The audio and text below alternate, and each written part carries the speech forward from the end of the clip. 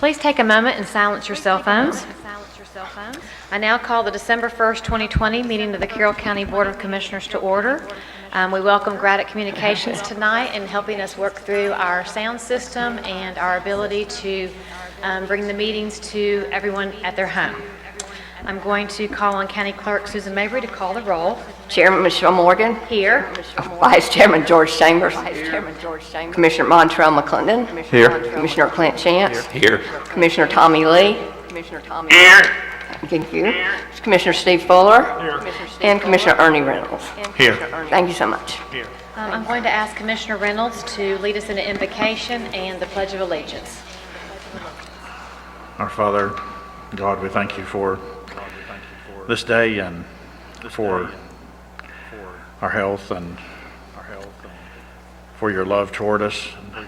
We're thankful that we can be filled with a measure of it, and our hearts go out to those who are not in good health tonight and who are reeling from effects of the illnesses that are going around. We remember the voice of one who sang so strong and now is weaker from it, and we pray for a full and speedy recovery to all. And we are glad that you can give us guidance, and we pray for your guidance tonight. We feel that we need it so much, and help us to be good stewards of what you've given us, and for this county and state and nation, may we faithfully fulfill our duties. In Jesus' name we ask.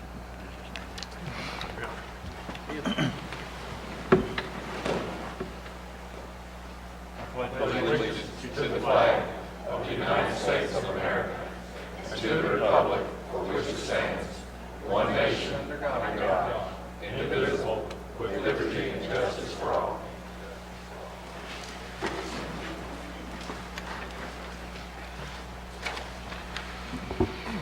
Item number 5 tonight is the approval of the agenda.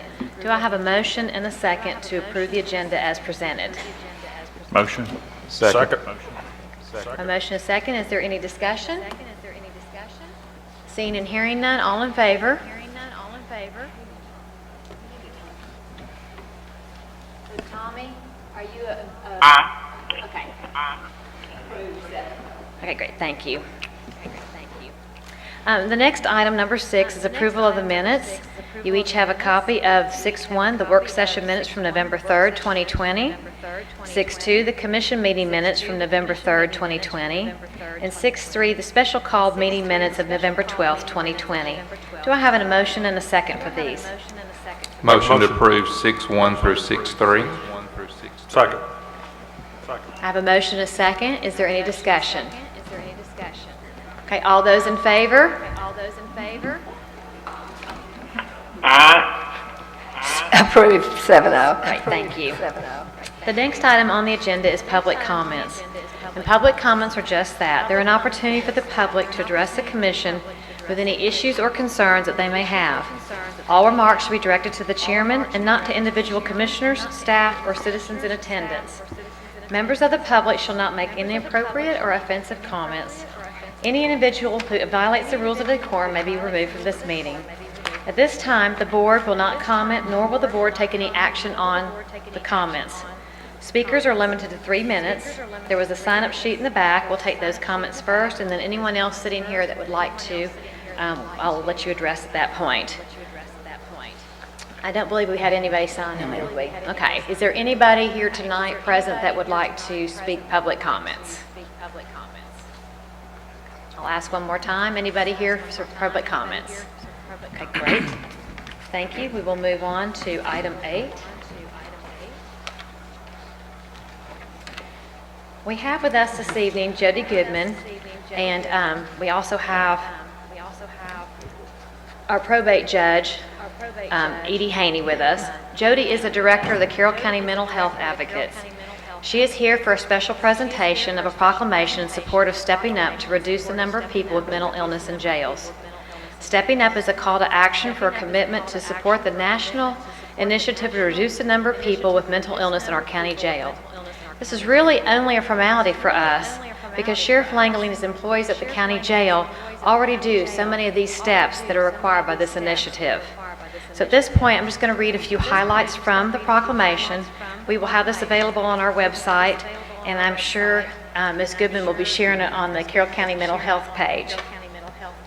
Stepping up to reduce the number of people with mental illness in jails. Whereas counties routinely provide treatment services to an estimated 2 million people with serious mental illnesses booked into jails every year. Whereas prevalence rates of serious mental illness in jails are 3 to 6 times higher than for the general public.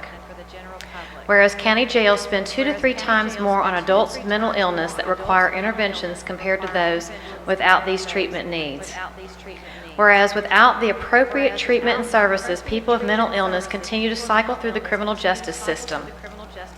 Whereas Carroll County and all counties take pride in their responsibility to protect and enhance the health, welfare, and safety of its residents in efficient and cost-effective ways. Whereas Carroll County has developed the Carroll County Mental Health Advocates Early Diversion Program to divert adults with serious mental illness or co-concurring illness from the criminal justice system to community-based services prior to arrest and booking through community partnerships, to include the development of a mobile crisis unit to be utilized for mental health crisis within Carroll County. And whereas through Stepping Up, the National Association of Counties, the Council of State Governments Justice Center, and the American Psychiatric Association Foundation are encouraging the public, private, and nonprofit partners to reduce the number of people with mental illness in jails. Now therefore, let it be resolved that we, the Carroll County Board of Commissioners, do hereby sign on to call to action to reduce number of people with mental illnesses in our county jail, commit to sharing lessons with other counties in our state and across the country to support a national initiative and encourage all county officials, employees, and residents to participate in Stepping Up. We resolve to utilize the comprehensive resources available through Stepping Up. In witness whereof, we have set our hands on this first day of December in the year of 2020. Michelle Morgan, Chairman; George Chambers, Vice Chairman; Montrell McClendon, Commissioner; Clint Chance, Commissioner; Tommy Lee, Commissioner; and Steve Fuller, Commissioner; and Ernie Reynolds, Commissioner. Jody, if you'll step forward, we'll present you with the proclamation. I think we want to do a picture also, so if y'all want to kind of like just spread out and like Ashley will help us with our picture.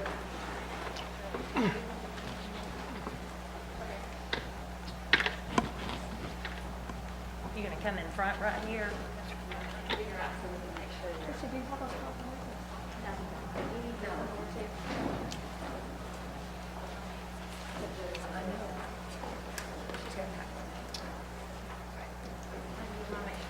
Michelle?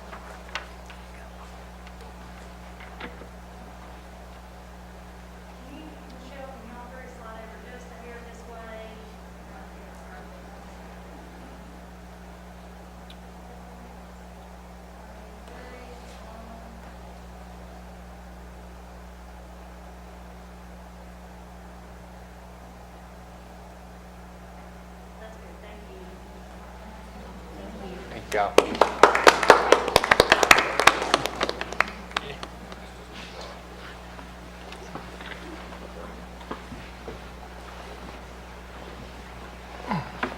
There again, thank you, Jody and Edie, and all y'all do for our mental health. And I see Brad Robinson here from the Sheriff's Department. Thank you to you, too, for all that y'all do to help us. Now, I just set my glasses somewhere.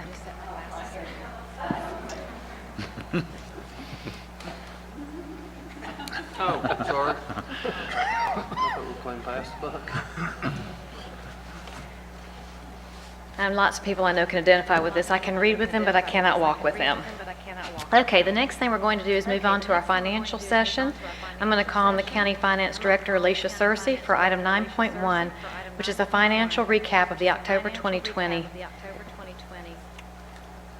financials. There she is. Good evening, Commissioners. We have the October financials before you.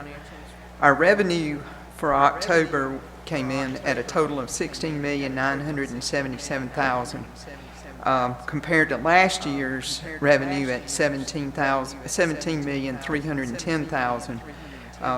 So we're running a little bit behind last year. our property tax collections have been a little bit slower, but looking at the end of November, it looks like we'll be caught back up by then. Our expenditures through October were at $18,233,000. That's 32.8% of the budgeted expenditures, so we're still running behind budget slightly, which is good. Our expenditures for October of 2019 was $17,591,000, so our expenditures year over year are up about $642,000, but we also budgeted for that, so we're okay as far as budget's concerned.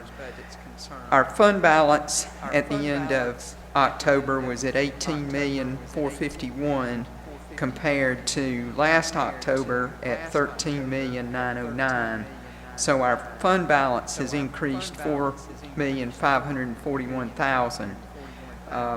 Our cash in the general fund at the end of October was $18 million compared to $14 million in September. And a big part of that increase is insurance premium tax that we get in October of every year came in, so that helped with our cash flow. The $18 million compares to $13,804,000 in October of 2019, so our cash balances are up about $4.2 million. And we've got about 118 days of operating cash, so we're sitting in pretty good shape there. Our insurance premium tax, as I said, that comes in every October. It was up about 6%, 2020 over or 2021 over 2020 fiscal year numbers. You'll see in the beer and wine tax that there's no collections for October. Our community development department had COVID, and so we had checks that were sitting in that department for a little bit, waiting on them to get back into the office, but they're recovered, and those were put in November, so you'll see November should be a little higher year over year. Recreation revenues have increased. They're actually above the October 2019 year-to-date numbers by about 2.83%. We've had some good tournaments out there, and the concessions are doing very well. And in parks, we continue to see an increase year over year there. I think people are just wanting to get out and do something, and they're staying at home to do it. So it's helping our sales tax revenue, and it's helping in our recreation and parks numbers. So we've completed about a third of the year at this point, or exactly a third of the year at this point. And so that's about 33.3%. And like I said, our expenses are running at 32.8% of budget. So we're right on line as far as our expenses are concerned. Are there any questions for Alicia? Ms. Cersei, I've got a couple of questions. On the, under the expenditures on the public defender's line item, that was relatively a flat trending budget for the current year, but looks like we're up about 70,000 year to date. Last October, in October of 2019, we had missed an invoice, and it was actually booked in the following month of November. So in November, you'll see those numbers catch up. Okay. Under Public Works, I think we've increased that budget around 100,000. Looks like we're trending at about 156,000 on year to date. I know we've made some adjustments there, but I was just wondering what that might. We have some expenditures related to the compactors that we installed at the Noonan Road location. And later this year, we'll be doing a budget amendment. That was expenditures that we agreed to spend at the end of last year in the excess money from fiscal year 2020. And so we will, once we have all those expenditures, then we will do a budget amendment to take care of that and get those numbers lined back up. Okay. And you had already touched on this tax. Looks like we're down about 38% on year to date, but you think that that will catch itself back up with a timing issue? Looking at November, I think the October collections were just a little slower, but looking at the November numbers, we are caught back up on that and should be pretty well in line at the end of November. Okay. And my final, I guess more of a comment than a question is, you know, everything is looking very good on revenues. I mean, we're down approximately, what I've calculated here, about 1%, about a little over 300,000. But when we take into account some of the adjustments or catching up of the timing, I think that's going to balance out. If you look at the taxes, you know, lost sales tax just in this particular report is up 700,000 than prior year to date. So our sales tax in general continue to be very healthy. So I'm very pleased with the report that we're essentially flat trending here with our revenues, only down a small amount, and we're up at our sales tax. So I think we're in a very healthy position considering you know, everything that's going on with the pandemic. Thank you. I agree. I think through the first 6 months, once we see the numbers for the first 6 months of 2021, we're going to be satisfied with the revenue numbers. I think they'll come in above budget. Thank you. Alicia, I'm going to go ahead and leave you there for 9.2 and 9.3. So 9.2 is a consideration of budget amendments to make for audit adjustments, excuse me. So it is for the Sheriff's Narcotics Fund, the Correctional Institute Commission Fund, Commission Fund, Correctional Institute Inmate Education Fund, and Special Projects. These are an FY20 budget amendment that will get the budget in line with our actual expenditures so that we can complete our audit for the year. I'll take a motion in a second, and then we'll do some discussion and questions. Motion. Second. I have a motion and a second. Is there any discussion or any questions for Alicia?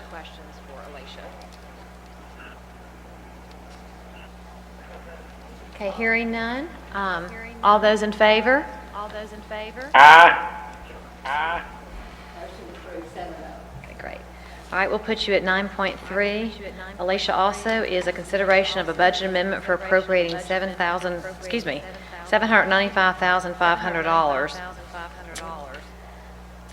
to increase the general fund for estimated revenues and for the appropriate appropriations that are also attached to this. So, And this is a budget amendment for FY 2021. So these are items that we have discussed for things that we want to spend money on in this current budget year.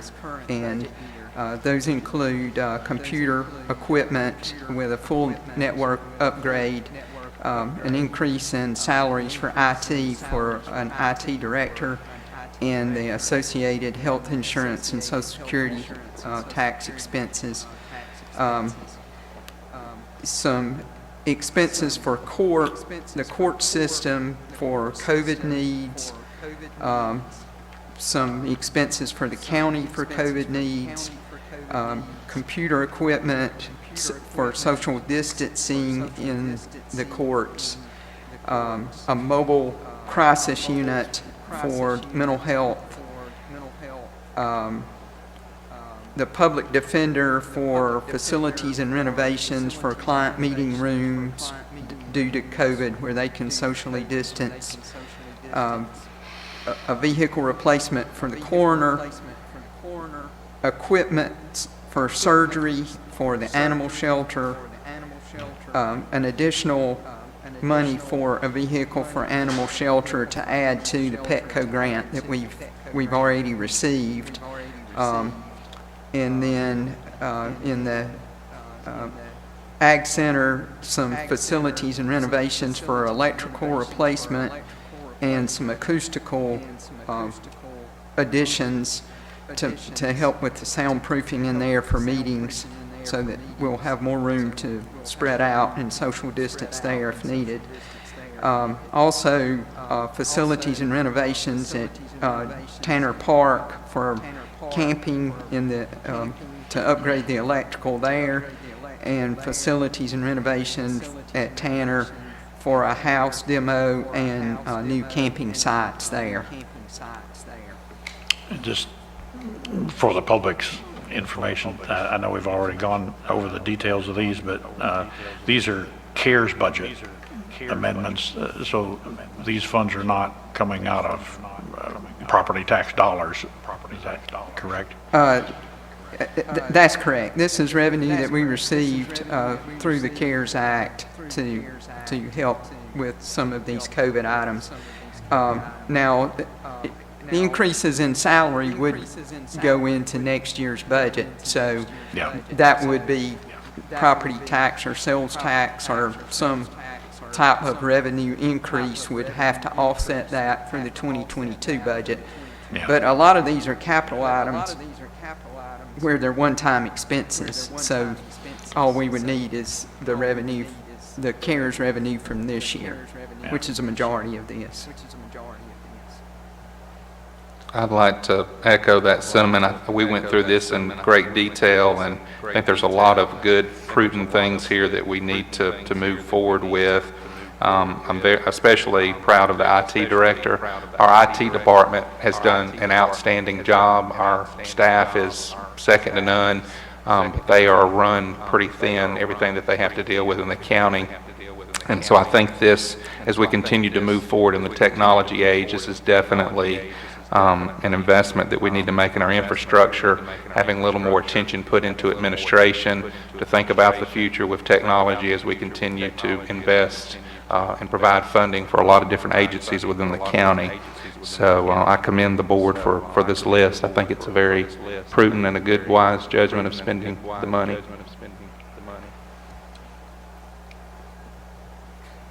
Any other comments or questions? Okay, hearing none. All those in favor?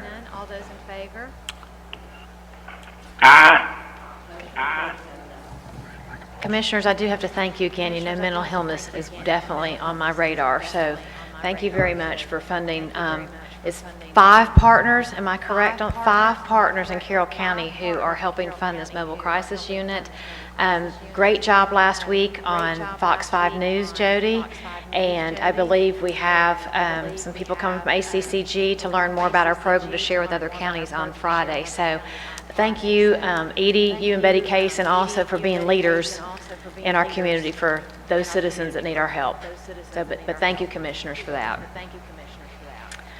We'll now go to Madam Chair, I think we might have neglected to do a motion in a second on that item. I was I'm confused. sorry. I thought we did it, but. Okay, I asked for discussion. Okay, so is there a motion and a second? Motion. Second. Any discussion? Any comments? All right, all those in favor? Okay, now officially, thank you. All right, we'll move on to 9.4, a consideration to approve the demolition of the Ranger Cabin at John Tanner Park. I'm going to call on our Parks Director, Ben Skipper, to explain our situation, and the County Attorney, Stacy Blackman, to explain the process and how we're going to do this. I may not let y'all discuss, but I'll let you vote. Appreciate our clerk catching that. This is related to the last item on that budget amendment you just approved for the house demo that was listed. And so since it's a demolition, you first have to declare, so this is the, what's referred to as the Ranger Cabin on the lower lake at Tanner Park. And I think you have a map in your packet that shows the location. It's no longer usable and is a liability. So you declare it unusable. We'd have to get an asbestos report before the demo and authorize up to $2,600 for that cost. We think it'll be lower. And authorize the demolition in order to make the site available for RVs on the lake. And so I'll turn it over to Mr. Skipper. Chairman, Commissioners. What we see as our number one revenue at the park system is our RV parking. An example, at Little Tallapoosa Park, for the month of October, we did 16,000 in RV parking versus 10,000 for Tanner Beach. Obviously, at Little Tallapoosa, we have full hookups, water, sewer, and at Tanner, we do not. We only have just water and power. The power there is only 30 amp. As we all know, John Tanner, formerly State Park, now County Park, was built several years ago when RVs ran on 30 amps. It's very common now that they're all 50 amp. So we're wanting to upgrade that park to 50 amp. So it'll be compatible with the campers and this house. What we would like to do is provide, expand our RV to have more campsites along the lake. And as you can see from the revenue side, that's where we really see people using the park a lot. So what we want to do is expand, and we want to start here, and then when money permitting, we would like to expand it all the way around the lake. But, you know, one foot forward, one step at a time. So that's what we're looking for here. So that's what we would do with this building, RV campsites. Lake lots that we think would go for more of a premium.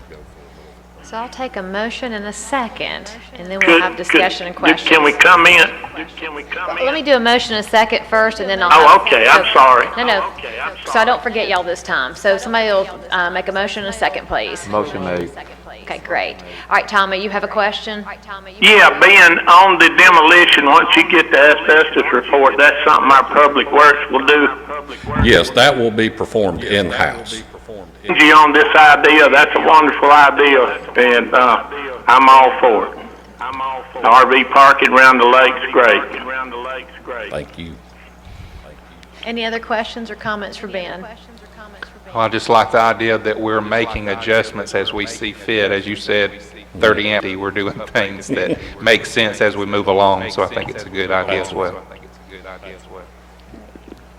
Thank you all. All right, seeing and hearing no more comments or discussion. All those in favor? Aye. Great. Thank you. All right, 9.5. I'm going to call Stacy Blackman, the county attorney, back up. This is hazard pay for the elections office staff, and this would be for the election supervisor and 2 staff members. Thank you. You may recall in October you approved the acceptance of a grant for the elections office for $66,776. So that included one of the purposes it could be used for hazard pay. So we're requesting approval to pay the election supervisor and the 2 staff members $400 each for a total of $1,200 out of those grant funds. And that's the same amount that was paid for workers. Regarding to hazard pay. And I also want to commend, the elections staff, the director, all of our seasonal poll workers. We could not do an election, especially the size and everything that went into this particular election. So we appreciate them and thank them for their service.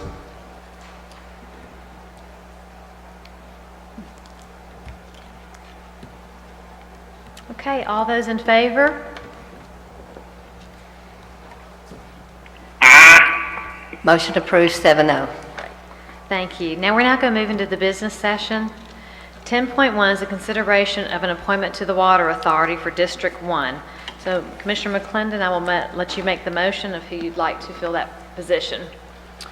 So I would like to reappoint Mr. Neal in that position, the Water Authority.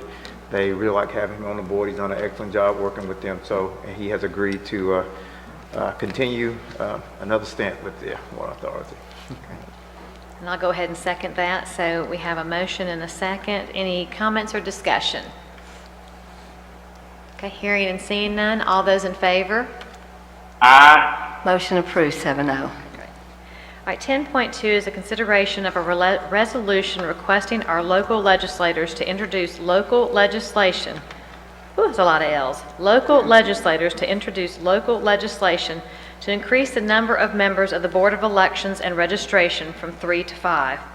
Carroll County has grown, and so has the number of voters in our county. It seems with all this growth and all the changing state laws, election laws, policies, and procedures, that increasing the number of election boards will be everyone's best interest. So I'm going to call Stacy Blackman, the county attorney, back up to present this for us. Thank you. To increase the board size for the Board of Elections and Registration, local legislation is required. So this is to request our local delegation to introduce that legislation at the next session. This board was 5 members, but it was reduced to 3 in 2004. So we'd like to increase it again because of population growth and for the other reasons the chairman mentioned. If this is approved, those 2 members would be appointed by the Board of Commissioners and have staggered terms. So I'm going to ask for a motion and a second, and then we'll have discussion and comments. Motion. Second. Great. Any questions or comments for myself or for Stacy? Okay, hearing none. All those in favor? Aye. Motion approved, 7-0. All right, Stacy, I'm going to have you stay there. 10.3 is a consideration of the abandonment of Ringer Road, and I'm going to have her go over these resolution things. There we go. Okay. This is, you'll see the packet's a little bit thicker this time. We've done started a new process that we'd like to use going forward to get more input on these abandonments and have an application form. And this one is from Jamie Wilkinson, and it's for a portion of Ringer Road, which is a dirt road. And it's a little unusual because it's a cut-through road, but it's just a small portion. So he has filled out an application and that you have, that he would like to see that portion abandoned, and he's obtained from all of the owners on the road consents where they agree to that abandonment. And we've also had in your packet reports from various departments and the water authority and the school system. And you'll see that none of those departments had any objection to this closure. And Mr. Wilkinson has offered to donate property for a turnaround easement for the school bus if needed. Then that would, I think our Public Works Department has estimated if we do that at some point, it'd be about $350 to do that. And one thing, our Public Works Department, it's not in your packet, but they did a speed traffic study for a week, and I believe that it showed that there were only 65 one-way trips on that road, for 1 week's period. And I think 18 miles an hour was the average speed. So if you approve going forward with the process, this is just the first step. We'll then go through our normal process, which is our office will send the certified letters to all the owners and advertise the public hearing in the paper. So, do you have any questions? Well, I was going to do a motion and a second first, and discussion and I comments. make a motion to approve. Second. Okay, great. I have a motion and a second. So, Commissioner Reynolds, this is in your district. Would you like to speak about this? Thank you. I've spoken to Jamie numerous times, met with him, and also met Charles Pope down there. We looked at it in detail. Also, Tim Paget has gone down there and assured us, you can see there'd be no detriment to fire or safety.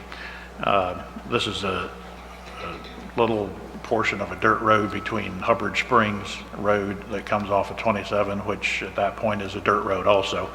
And it would just be closing a few hundred feet of this dirt road that runs through the middle of Jamie Wilkinson's property.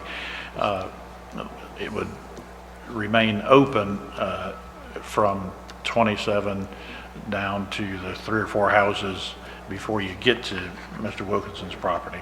And at that point, then there would be, like Stacy's mentioned, a turnaround. So I am in support of it, but just wanted to let you know I met with that situation several times, and I think it's a positive thing with no detriments.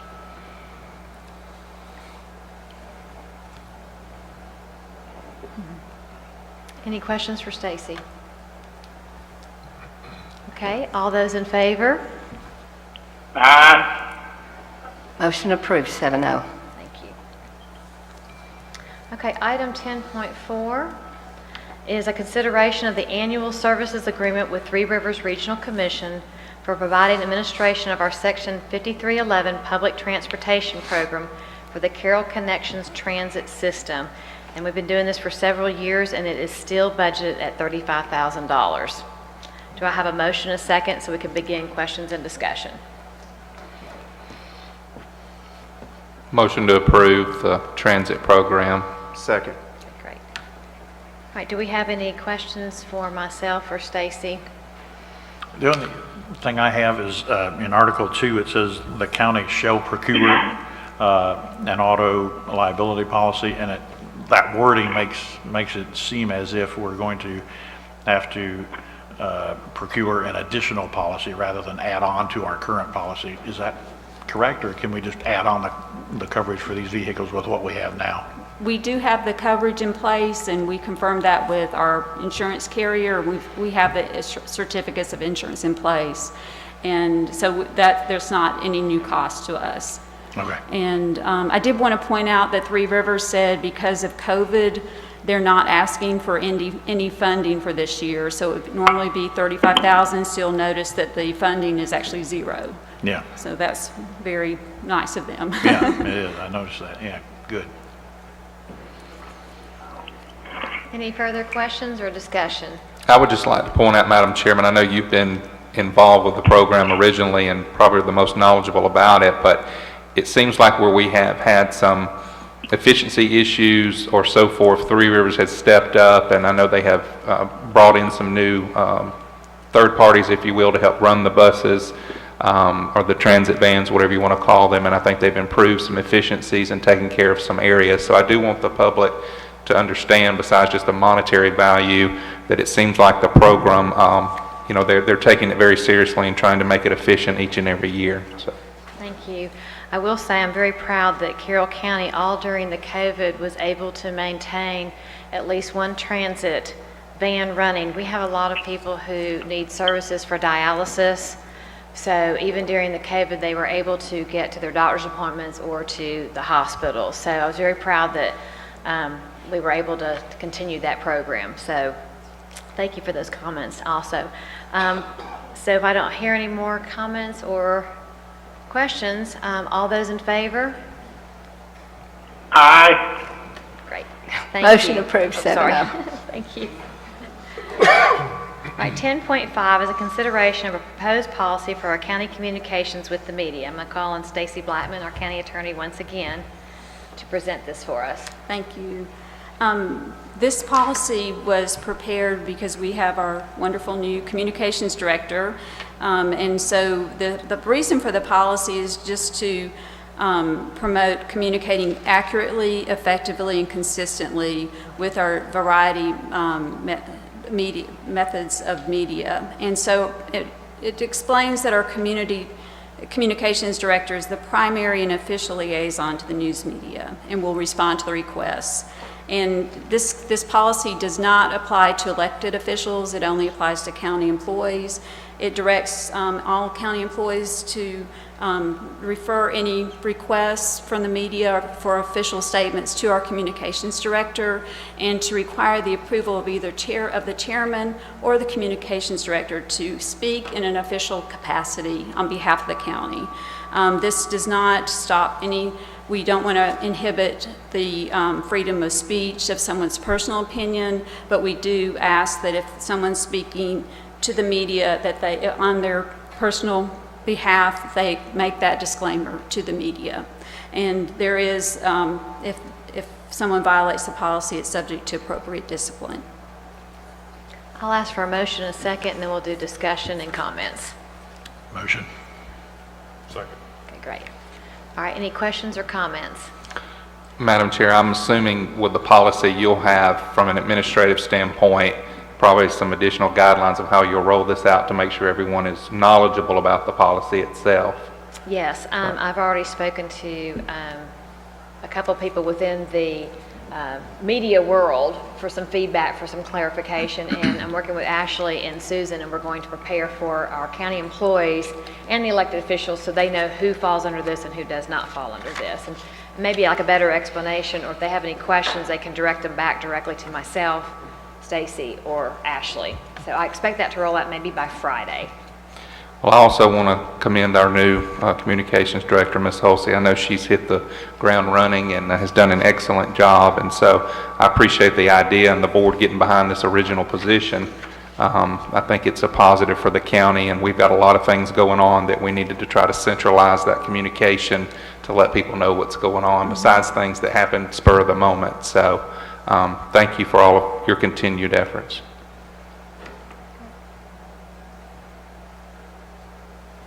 Okay, all those in favor? Aye. Motion approved, 7-0. Great, thank you. We will now move on to 10.6, a consideration of the sheriff's request to enter into an agreement with Vera Mobility Speed Safety Program, including indemnity agreement, master services agreement, account agreement, merchant services, and participation agreement. And I'm going to call on the county attorney once again, and we also have present Brad Robinson if we have any further questions for the Sheriff's Department. Thank you. You described all of the agreements that we're asking you to approve, and this is in connection with the Sheriff's new automated traffic enforcement safety device program in school zones. And so the Sheriff entered into an agreement for that program last February, and the statute requires that any citation money comes directly to the county. So we're required to set up bank accounts and hire this, we're not actually hiring, but using the services of Vera Mobility, the vendor, to handle all the processing of the payments, the collections, and the reconciliation. And they have agreed to indemnify the county pursuant to that indemnity agreement. So all of the fees are paid pursuant to the sheriff's agreement, so there's no out-of-pocket for what you're approving today. I'll take a motion in a second, and then we can begin discussion and comments. Motion made. Second. Great. Any questions or comments for either Stacy or for Brad? All right, hearing and seeing none. All those in favor? Aye. Motion carries 7-0. Thank you. Thank you.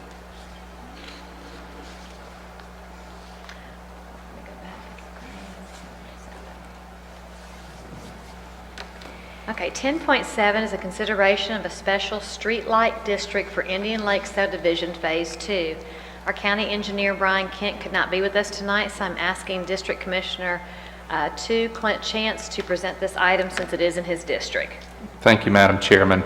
As you stated, this is a tax-like district for Indian Lake subdivision for a Phase 2 that's located in the northern end of the county in Villarica, unincorporated.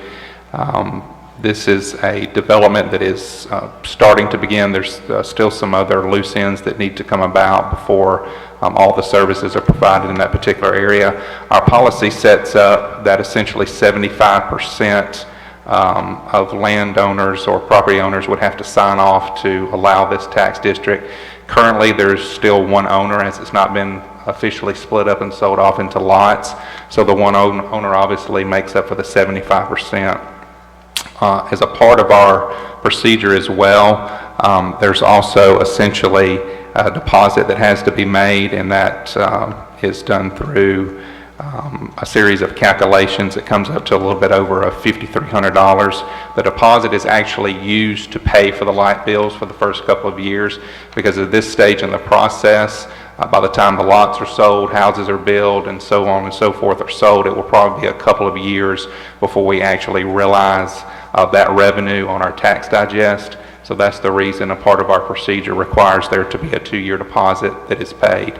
I will say that our local electric corporation, Carroll EMC, does an excellent job. We have many local partners. They give us a really good rate.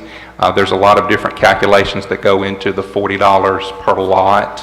I will say probably in the future we may need to revisit that.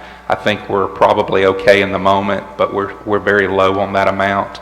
Some of that is reflective of the good rate that the electric corporation gives us, but there's other things that go into that calculation, such as, upkeep, administration costs, and other variables as well. Just to give you an idea, in Douglas County, they charge $60 a lot, and we're only charging $40.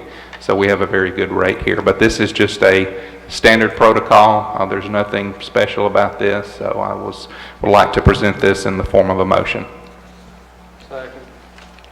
Second. I have a motion, a second. Any questions or discussion? All right, hearing and seeing none. All those in favor? Aye. Motion approved, 7-0. Okay, before we move into the zoning session, I'd like to read the policies and procedures governing the conduct of zoning hearings. The applicant or anyone speaking in favor of the application or request shall be allowed a total of 10 minutes to present their request. So if there are several people, it's 10 minutes total. Anyone opposed to the request shall also have the total of 10 minutes to prevent their opposition. There again, if there's multiple speakers, it's a total of 10 minutes. Anyone speaking for or against the application shall be allowed a total of 5 minutes to speak in rebuttal. I'm now going to call on County Planner Janet Hyde for our zoning session.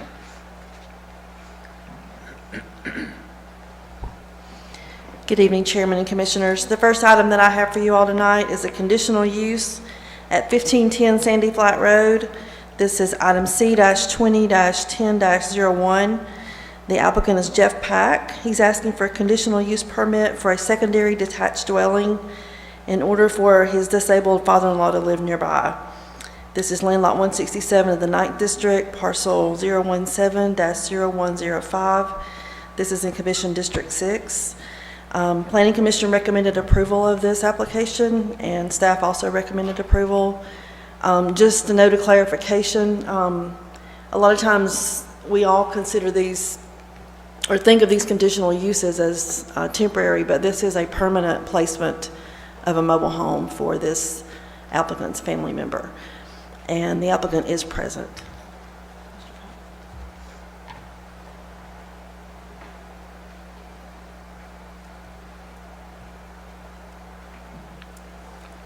Good evening. My name is Jeff Pack, and I reside at 1510 Sandy Flat Road in Bowden, Georgia. Thank you for taking the opportunity to consider this. We're looking to put a brand new home there. It's not going to be something brought in that's old. It'll be a brand new dwelling for my father-in-law. He's a veteran. He had a stroke, 3 strokes right after each other. He's also a former pastor that has retired, and he now finds himself 80% of the time in a wheelchair. We would like your permission to put him out on my property. If you look on the corner there of Whitman Road, I own from the corner all the way down past Sandy Flat Baptist Church, 10.4347, somewhere around there, acres. It would only occupy the corner of Whitman and Sandy Flat. And what's across the street from us is run down. I think it'd make the area look a little bit better as well. And we're asking for you again to consider us the opportunity to be able to put him on our property and help take care of him. Thank you. Is there anyone else here to speak in favor of this with you? Yeah, my wife's back there. She's. You don't have to. I just want to know if there's anybody else. It's her father. Yeah. Okay, great. Is there anyone here to speak in opposition of this? I'll ask a second time. Is there anyone here in opposition? Seeing and hearing none, I'll entertain a motion from Commissioner District 6, please.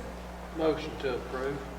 Do I have a second? I have a motion, a second. Are there any questions or discussion for Janet? I would say that when that zoning sign went up, had several folks call and ask me what it was about, and when I told them, I don't know, they're not necessarily your neighbors, but they live in the Sandy Flat community, and they were, once I explained to them what it was for and what the situation was based on his past health. I did not know he was a veteran, but thank you for his service. But once I explained to them what the situation was, they were very much at ease with it. Thank you. Ms. Hyde, can you mention what staff recommendation is and also the planning board? Yes, planning commission recommended approval and staff also recommended. Thank you. Any further discussion or questions? Okay, all those in favor?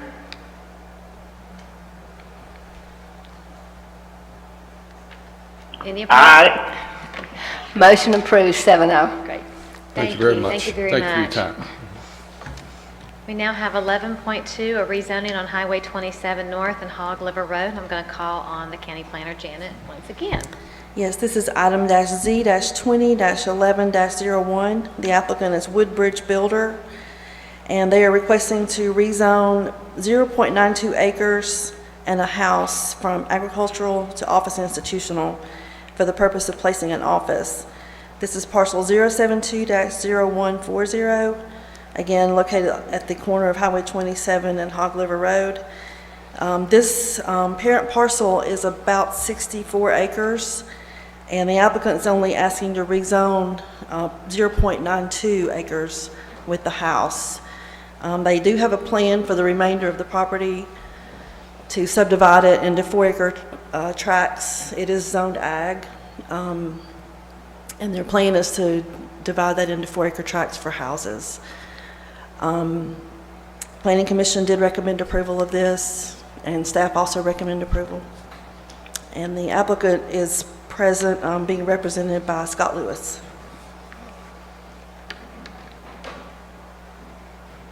Okay, I'll take a motion and a second from, I believe this is George again. Actually, if they need to present first. Oh, I'm sorry. I was waiting until we were going to have discuss. Okay. That's okay, we can go move right in. Scott Lewis, 10 Edgewood Drive, Carrollton, Georgia. I'm here representing Woodbridge Builders and to answer any questions that you may have about this rezoning application. Okay, but I think we need a motion and a second to begin the discussion. Do you want- Actually, I'm sorry, we need to give 10 minutes here, a hearing, so 10 minutes Oh, that's right. in favor and then 10 minutes for anybody opposed. So if you, do you have any others? We don't do questions at this time, so do you have another statement? No, ma'am. So then we call for. Okay, that's right. So is there anyone else? else here to speak in favor of this? Okay, is there anyone here that is in opposition to this? Okay, hearing no opposition, then I will ask for a motion in a second. Motion approved. Second. Okay, now that we've had a motion and a second, any discussions or any questions for Janet or for Mr. Lewis?